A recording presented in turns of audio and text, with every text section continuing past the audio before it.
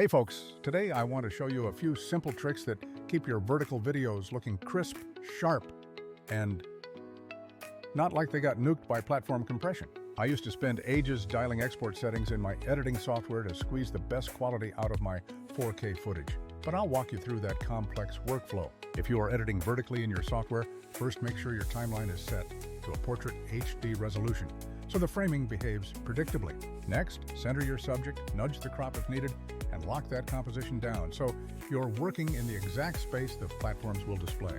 The main issue is that platforms compress differently, and YouTube Shorts in particular can really wash out contrast and soften those fine details. The usual recommended export is an MP4 with H.264 at a standard bitrate, which is fine for compatibility, but often results in a mushier image after upload. So here is what I do to hedge against that softening effect before I even hit the final render button. Before exporting, add a little bit of sharpening in the color grading controls to trick the platform's softening process.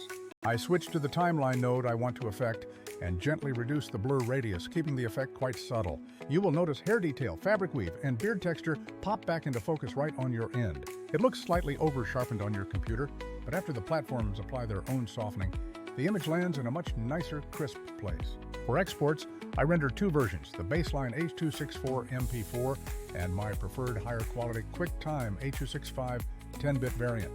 For the standard file, I keep the usual settings around 8,000 kilobits per second, and then I render that first version.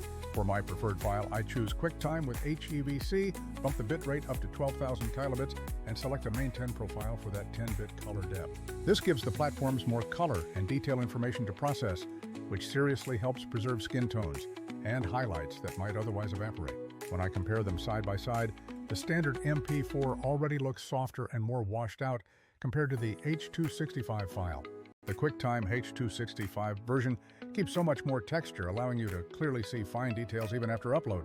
Now, manually doing this perfect two-file export process for every single clip gets tedious when you are trying to scale your short-form output. That is where a smart tool can automatically scan your long videos, find the most engaging moments, and turn them into ready-to-post clips for you. These tools can even use platform-optimized export presets, so you never have to guess the right container and bitrate combination again.